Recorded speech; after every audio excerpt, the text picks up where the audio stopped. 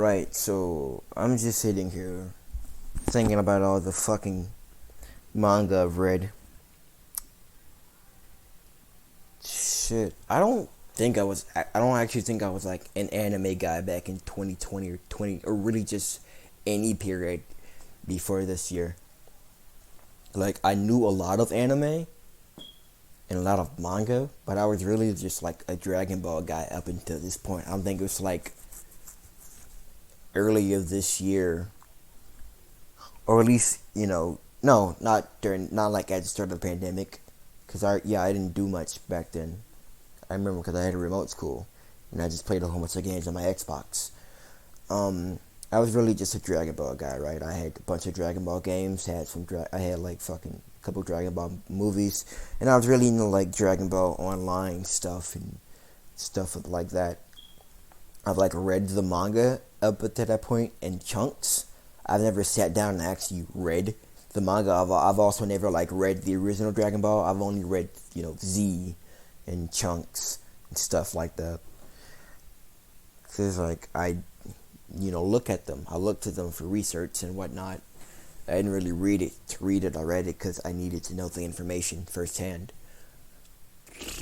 But it wasn't until like early 2021 that I decided, hey, I like this medium a lot. Much more now like Western television and cartoons and stuff like that. And it wasn't until 2020, earlier mid 2021, that I really got into I really got into reading manga and watching anime. Mainly reading manga. I don't have the attention span, nor do I want to sit down and watch 8 seasons of 30 minute long episodes. That takes up like a lot of time, and I could read like 7 400 chapter manga in the time it would take me to get through like 2 seasons of an anime, assuming they're like 12 episodes. But yeah, I'm mainly a manga guy. I also just prefer the medium because although it's intent, you get like the original art and the original story and the original direction, the original designs, the original setting, the original atmosphere, right? Because if you try to adapt a manga from like the 1980s, obviously there's gonna be some difficulty there, because 1980, because the 80s is a much different time than what we're in now, right? You can't just adapt a manga from the 80s or the 70s or even the 90s in 2021 at the time we're in right now and just expect everything to fly, because they allowed a lot back then, right? There's a lot of titties in the air for it to be just thrown around. Now that you'd be hard pressed to find the word damn. It's so funny. But yeah, I just prefer manga for a variety of reasons. I've read a lot of manga this past year. Some of my favorites are easily like Case Closed, Don't Toy Me Desu Nagatoro, Spy Family, Pumpkin Night, Ajin Demi-Human, Parasyte. Of course, I absolutely love Parasyte. It's one of my favorite manga ever. It's just so interesting, along with Ajin Demi-Human. The psychological horrors, and they're also action manga, but not in not like Dragon Ball. They're not martial arts manga. They're more tightly woven, claustrophobic battles between really bizarre but also interesting superpowers. Like right in Parasyte, obviously it revolved around parasitic creatures. And these parasites, they attach themselves to the human host. Well, I say attach, but that's really only in Shinichi's case, and like every other case, these parasites will completely take over the host's body, through their brain, and afterwards they can morph their head, right, to like create like a bunch of sharp tendrils and whatnot. Shinichi, on the other hand, he got, he lucked out and he ended up with the parasite in his hand. So instead of his head shifting, he's still in control, unlike the other parasites. But he can shift his hand now. It's pretty cool stuff. And in Ajin, there are these immortal beings of unknown origin called Demi-Humans, right? Ajin Demi-Human. They're immortal. They can't die. I mean, they can die, but they'll resurrect infinitely, right? You can't put them down completely because they'll resurrect. And when they resurrect, they regenerate. They heal from all of their wounds, no matter how severe.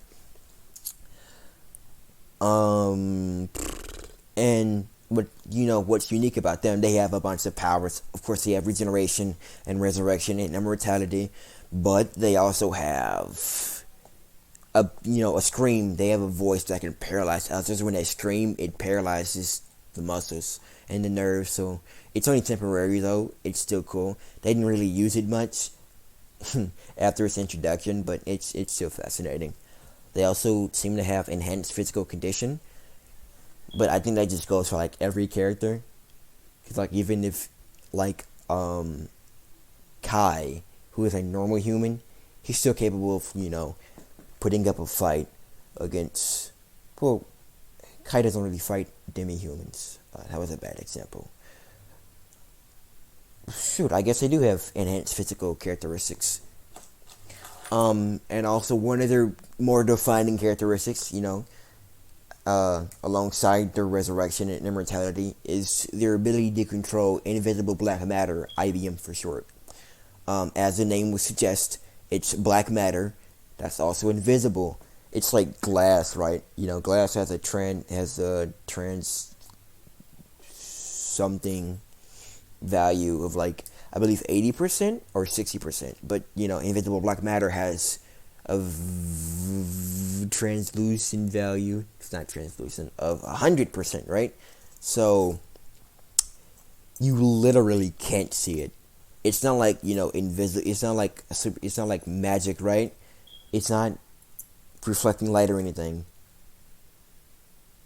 Well, actually, well, I guess like the whole point. Light just passes through it. Like light would pass through glass, like air. You can't see air, right? Because light passes through it. That's the same. It's the same thing with the invisible black matter.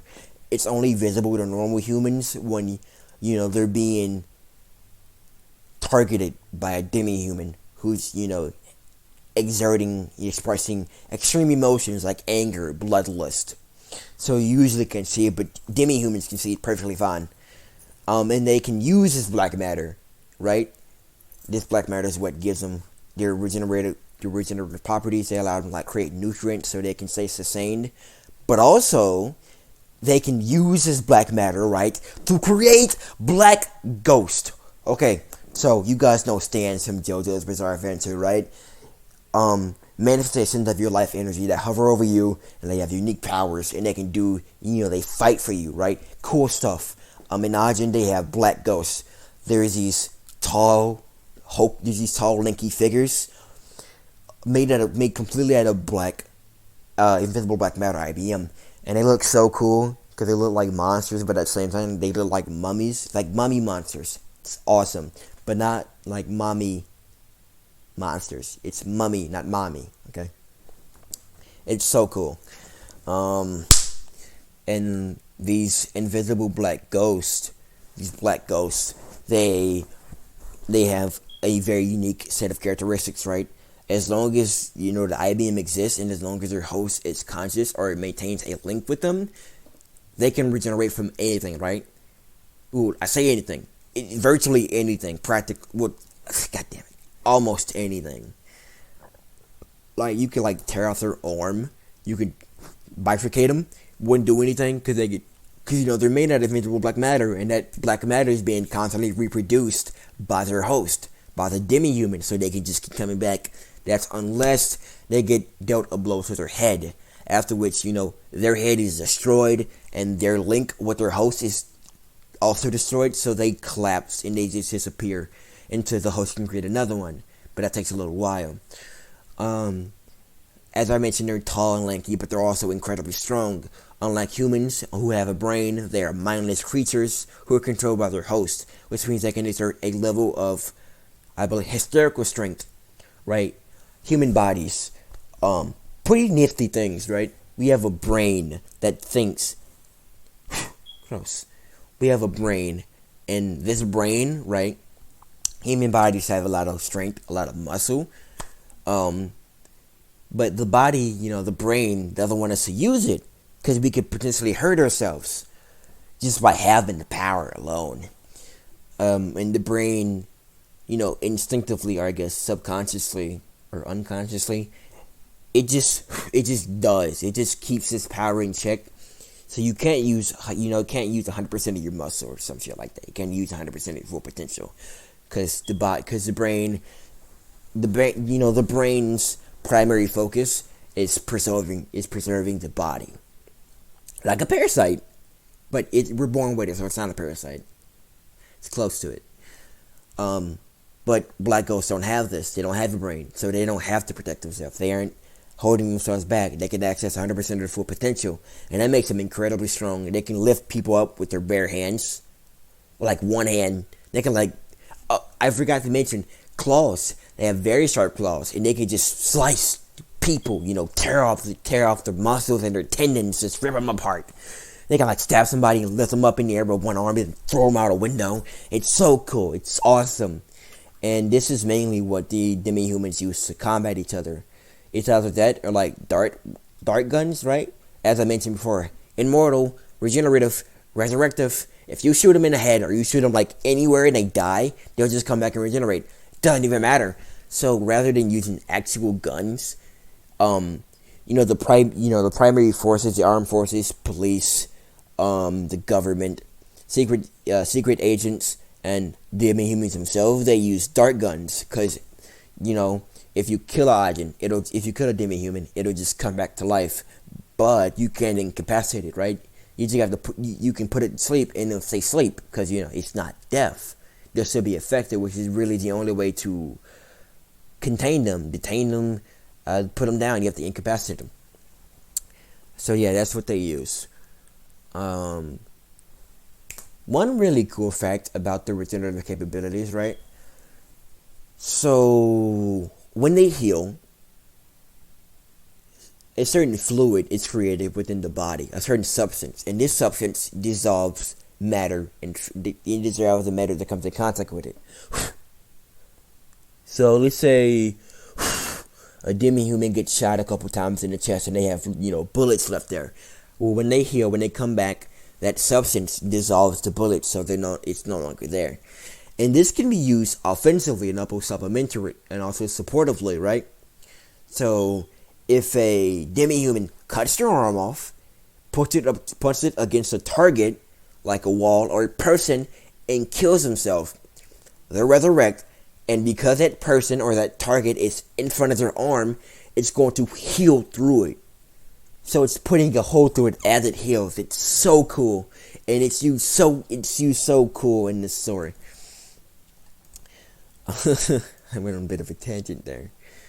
Couple other mangas I really like are Rosario Vampire, which is a story about a normal human, Skune Ano, fucking stupid ass name, who finds himself failing all of his high school entrance exams.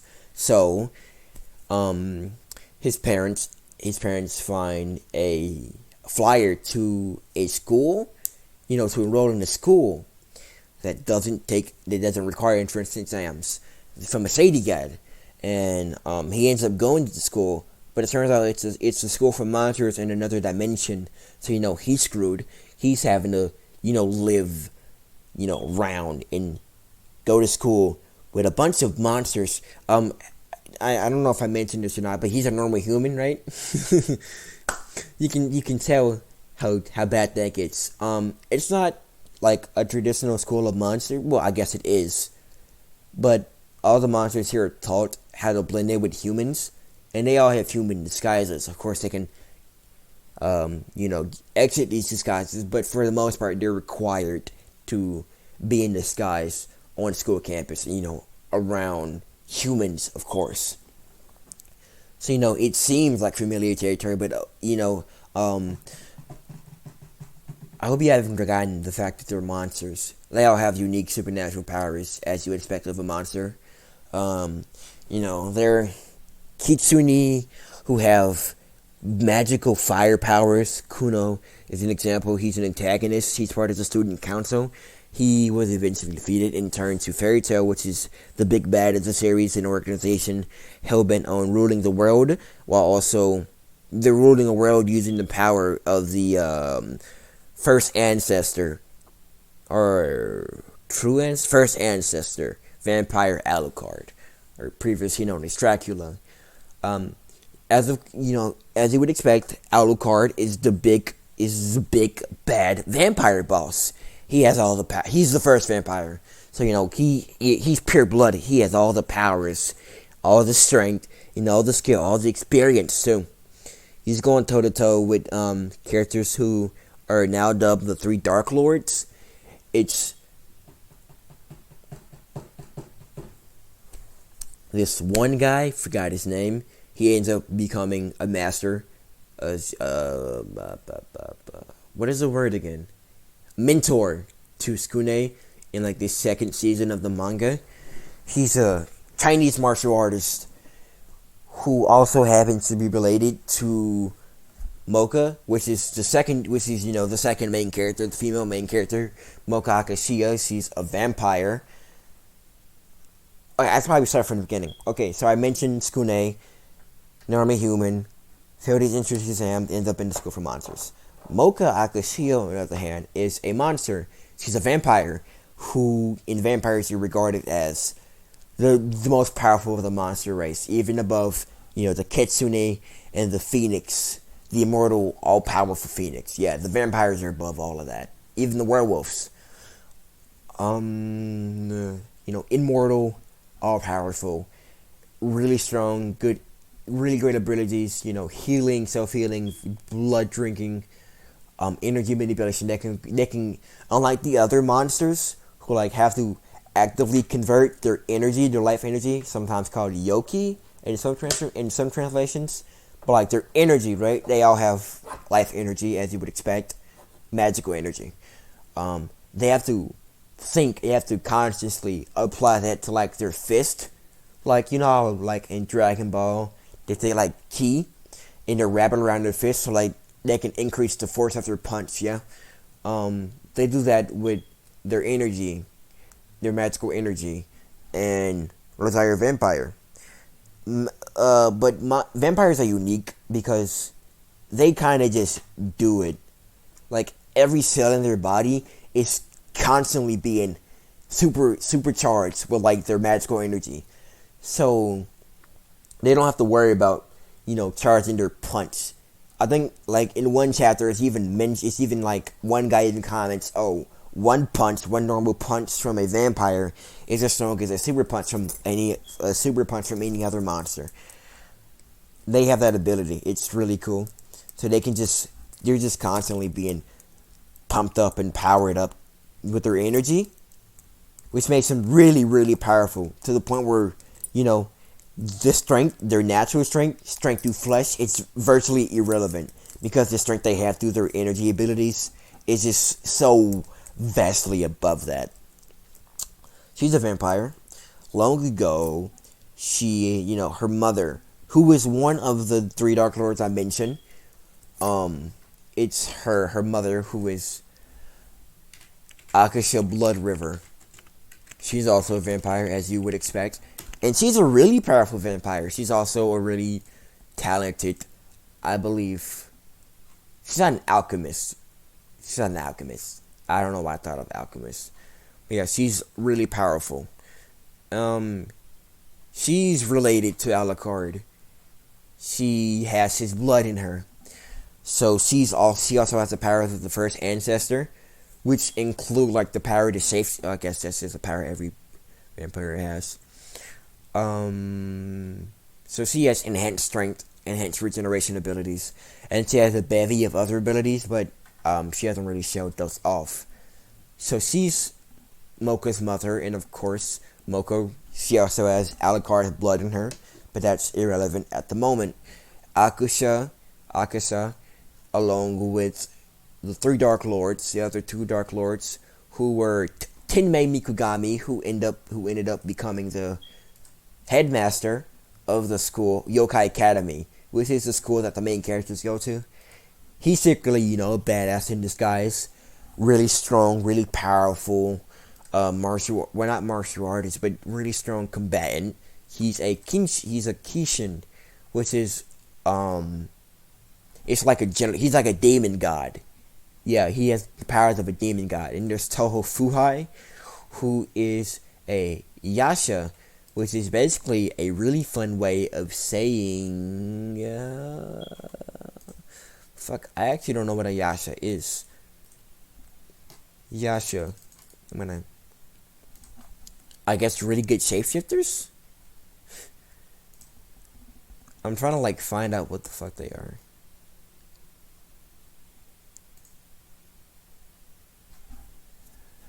Apparently they're nature spirits. That's all I found about it. But yeah, he's a Yasha and really strong dude. He managed to come up with a technique. He came up with several techniques. Yeah. So I guess the main one would be his ability to return to his former youth. He's old at this point, and he's not immortal like Tenmei or Akasha being a vampire, and Tenmei being a demon god. So he has to, every now and then he has to build up energy, and every now and then he can unleash his energy to return to his former youth. Pretty cool. He also has really big, two really cool abilities. Firstly, I want to save the best one for last. He has an ability called the human modification technique, or body modification technique, which essentially, he takes about, I believe, 100 needles or 99 needles, acupuncture needles, and he just jams them into your body. All around your body, all around pressure points in your body that are supposed to open up, your body, completely alter, completely rearrange your anatomy, and allow any ordinary human to use magic, like the monstrous energy that other monsters use. It also makes you stronger. Of course, there's come through the risk, right? This technique is very painful for the participant. Every needle that gets thrown into your body could potentially kill you. And you can, it's 109. So you can only imagine what 109 would do to you. So yeah, you'll probably die. But if you survive, you get cool powers. And lastly, there is the dimensional sword, right? Coolest shit ever. So basically the principle is, you take your arm, or take any part of your body, and you vibrate it at 100 times per second. And this vibration disrupts, the space around you, and allows you to warp part of your body into another dimension. And then you just put your arm in front. It's like the Demi-Human thing I mentioned earlier. You put your arm in front of a target, or cut in front of a target. And as you're doing that, you slip out of the dimension and back into the real world. And as you're doing that, your body, which just came out of another dimension, displaced the matter around you. So basically, you can cut anything without fail. Nothing can resist you. If I were to I look at my keyboard in front of me, I put my arm on top of it.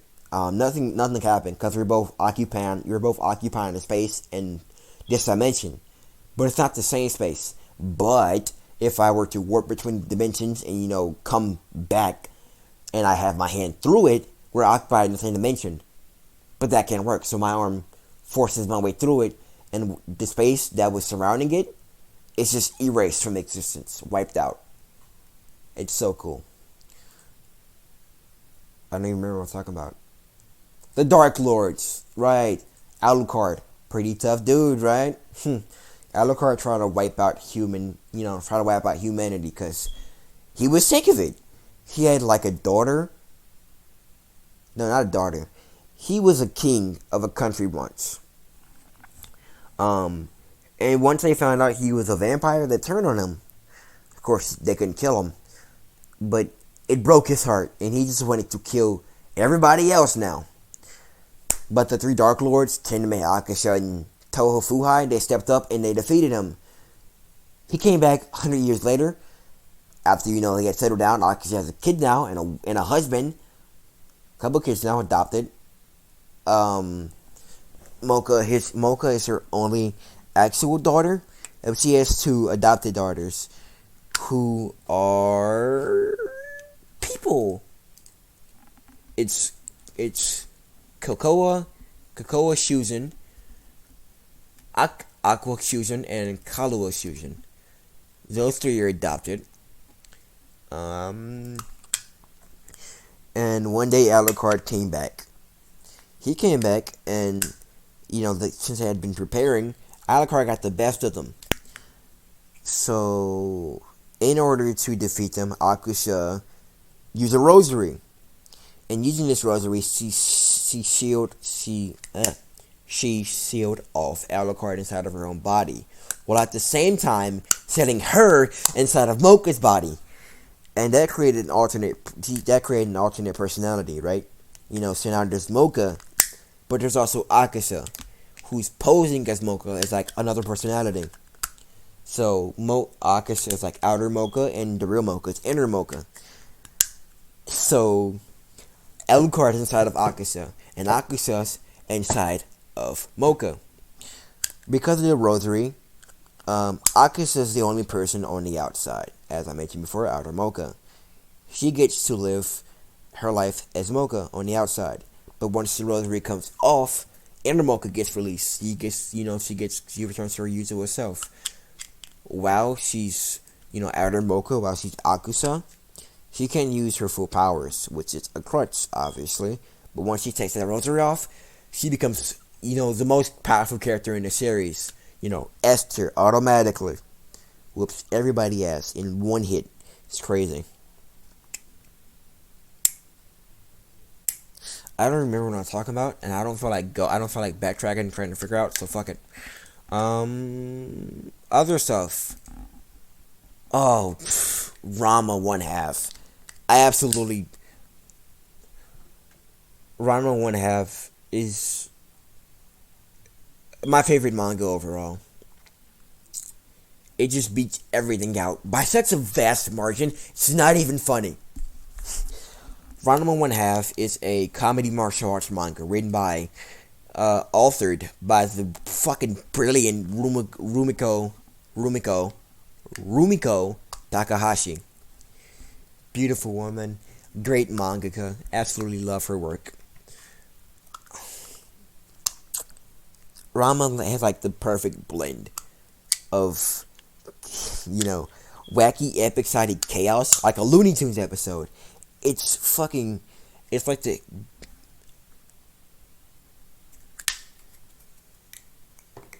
perfect slice between comedy and slice of life and school life and a little bit of romance and, martial arts stuff and action and adventure. It's so great! It's so funny, and it's so interesting, and it's so cool, and it's so fucking beautiful, and I love it with all my heart. And I really hate that it had to end. I really wish it could have gone on longer. But you know what they say, all good things must come to an end. It's about 407 chapters. It's rather lengthy. But if you really get into it, you can knock it out in a couple of days. I'm not saying like skip it. I'm not saying like, skim through it. Of course not. You have to experience this. Not just read. You have to experience it. But yeah, it's not gonna take long to read it. It's really great. I really recommend you read it. Rumiko Takahashi is such a fucking great mangaka. I can't believe it. The difference in quality between, her works and just art, and just, works from the old generation in general and new generation works is just staggering. It's a shame that new gen, mangaka can't stack up to what the creators of old have come up with. But hey, you can't win them all. If you can, which you definitely can, please check out Ranma 1/2. It'll be worth your time. It's fucking amazing. Another one of my personal favorites and one of my highest ranked mangas. Mysterious Girlfriend X. X. Um, okay, this one's a bit difficult to explain. It's a bit nuanced, a bit niche. So, it's about this guy, Akira Tsubaki. He's a high schooler. I believe he's in, yeah, I believe he's a third year, right? Which is sophomore, not junior. He's in high school, and one day, this transfer student comes into his classroom, Mikoto Urube. Um, Mikoto's a weird girl, to say the very least.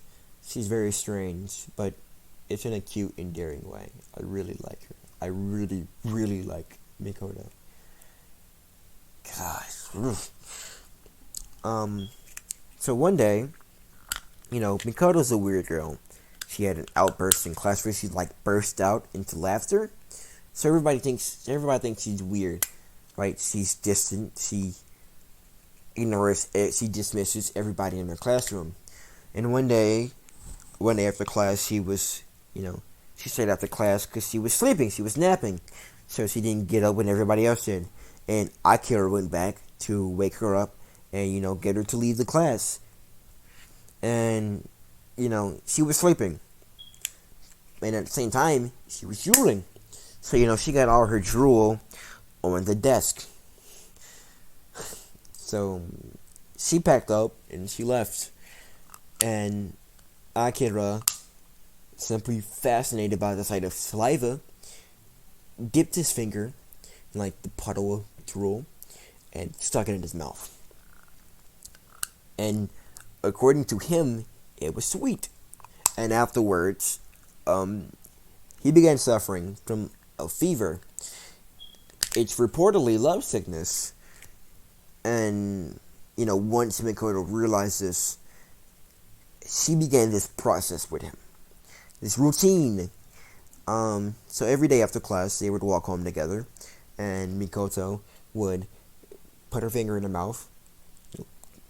Lob a little loogie. Feed Akira her drool in order to make sure he didn't suffer from love sickness again. And they eventually got together, boyfriend and girlfriend. But it's a rather unorthodox relationship. It's so weird when I explain it, and it's weird when you read it. But I promise you, my summary of this story is not doing it any justice. You should read it for yourself and come up with your own judgment. It's a really good manga. Personally, for me, it's one of my favorites. Because I'm a lonely cuck. But, I'm sure you would enjoy it too. It's so good. Gosh. Another one of my personal favorites, which I just recently came about. Tomo-chan Is a Girl. It's about Aizawa Tomo and Kubota. I have to figure out how to pronounce his name. Legitimately, I hate butchering names. Pronunciation. Kubota. Kubota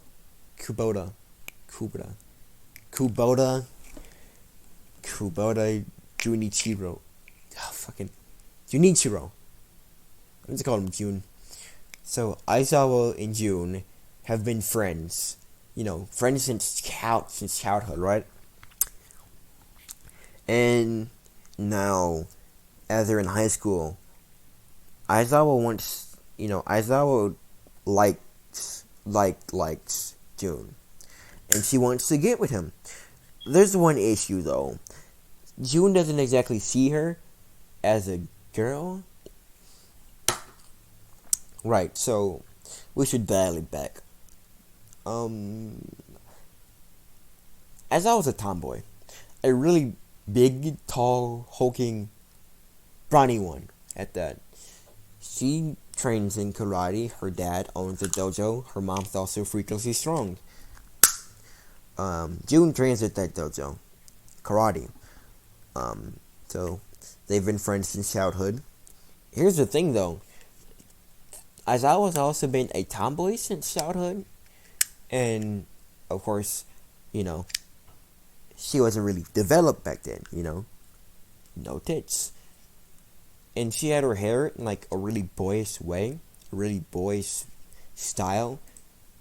So all throughout your childhood up until like middle school, June just thought that Aizawa was a dude, which wasn't helped by the fact that Aizawa used masculine, pronouns. Well, not like he, him, but like I.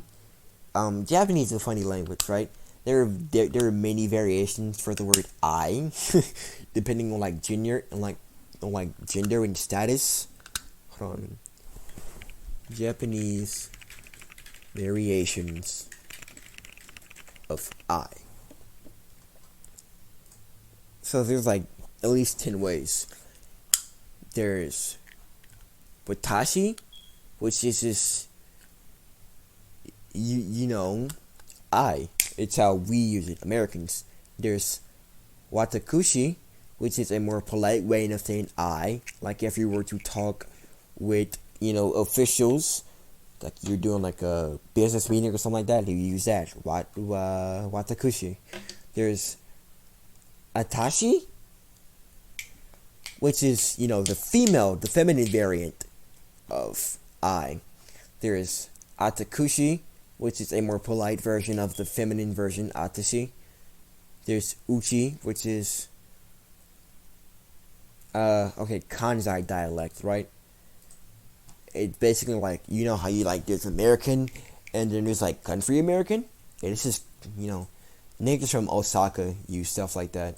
This is uchi is a pronoun. It's a feminine pronoun for like people with Kansai dialect, It's like country niggas. Washi is the Osaka, the Kansai dialect version of I for like an old man. It's usually like old men in like anime or like games. Then there's boku, which is a pronoun used for young men. There's ori, which is a version for even manlier men.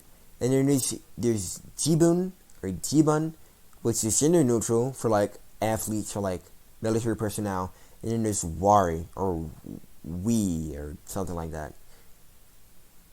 This is just like the first one. It's just how we use it. See, Aizawa used boku. No, she didn't use boku. She used ori. Yes, she used ori when, referring to herself. And as we established, ori is the pronoun for is I. It's a variant of I for manly men. So June just thought she was a guy. He eventually found out that she was a girl in middle school, but he couldn't bring himself to, really express his feelings. Because, of course, he's a dude. Who the fuck wants to do that? It's very embarrassing.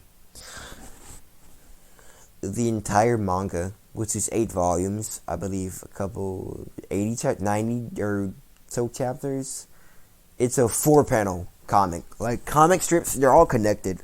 But it's a 4-panel, 4-panel per page. It does a lot. This guy, I forgot who the mangaka was.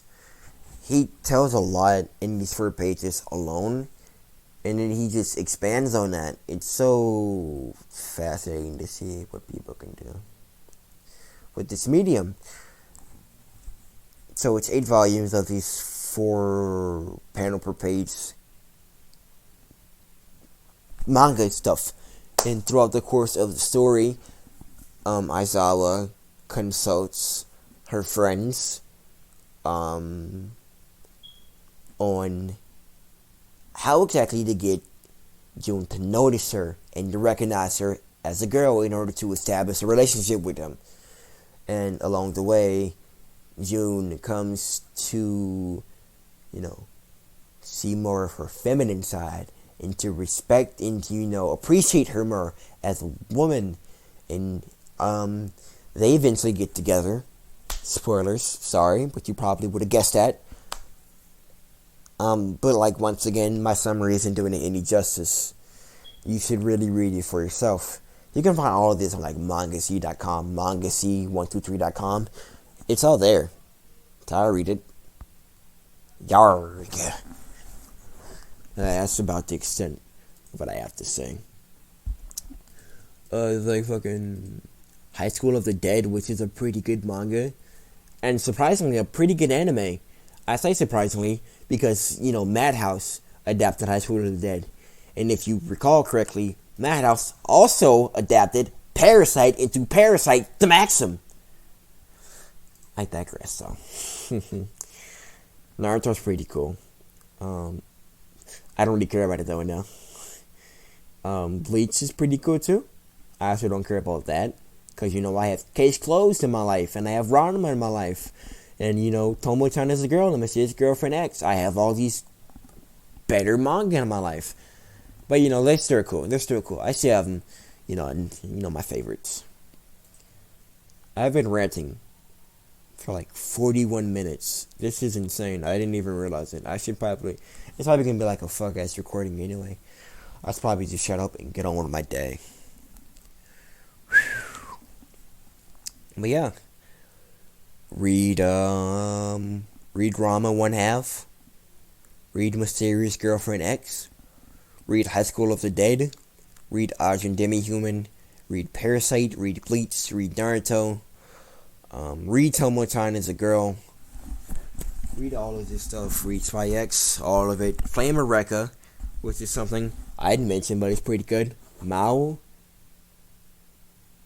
Yeah. Pumpkin Night. Case Closed. Battle Angel Alita. I forgot what it's called, but it's this one manga about basically revolves around mermaids. It's also by Rumiko Takahashi. It's it's a little Mermaid Saga. Read Mermaid Saga. Read all that stuff. It's good shit. And praise Rumiko Takahashi. Love her. Although there's one thing I should note before you delve into that. Rumiko kind of suffers from like a case of same face. So like if you jump from Ranma to Mermaid Saga, you'd probably notice that the two main characters, Ranma, Sayotomi, and Yuta, kind of look the same. But it doesn't really matter. Her art's still good regardless, and she's capable of creating unique character designs for her stories. So yeah, good shit. Read all of it. Do it, bitch.